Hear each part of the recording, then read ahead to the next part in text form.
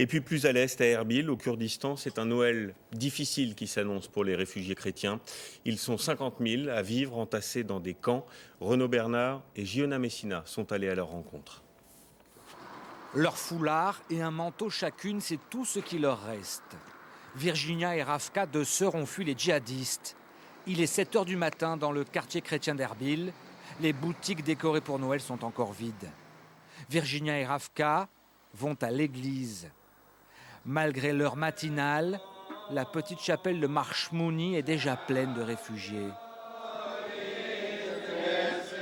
Ils prient en araméen, la langue du Christ.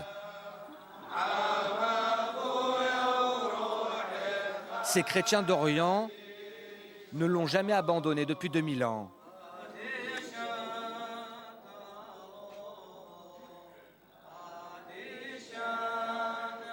C'est Noël et où qu'ils soient, ils veulent faire vivre leur tradition. Dans cette église, on est tous catholiques. On vient de Karakosh, de Mossoul, de toute la plaine de Ninive. C'est Daesh qui a pris nos villages. Ils viennent de la plaine de Ninive, à 70 km de là. Une terre biblique, celle du prophète Jonas, avalée par la baleine. Une terre dont ils ont été chassés en quelques heures l'été dernier.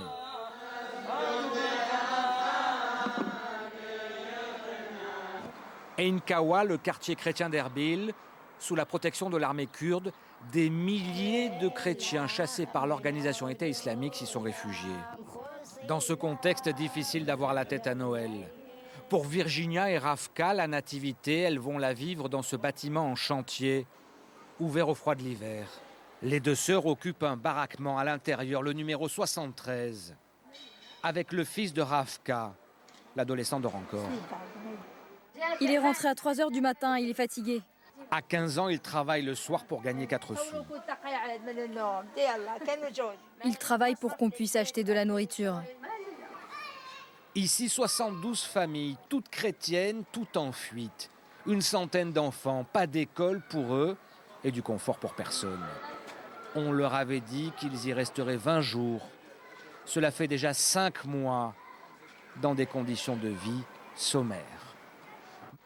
Il est 16 h.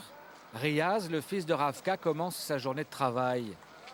Pour faire survivre sa mère et sa tante, il est commis dans un petit restaurant de kebab.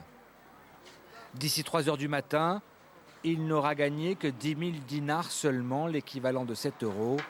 Le Père Noël, il n'y croit plus. À Mossoul, les musulmans ne veulent pas de nous. Si ce pays ne nous accepte pas, c'est mieux de partir. On n'y a aucun avenir. C'est un Noël sans joie que vont vivre les chrétiens d'Irak, un Noël en transit, entre les terres dont ils viennent d'être chassés et l'exil que beaucoup souhaitent, mais qui reste improbable.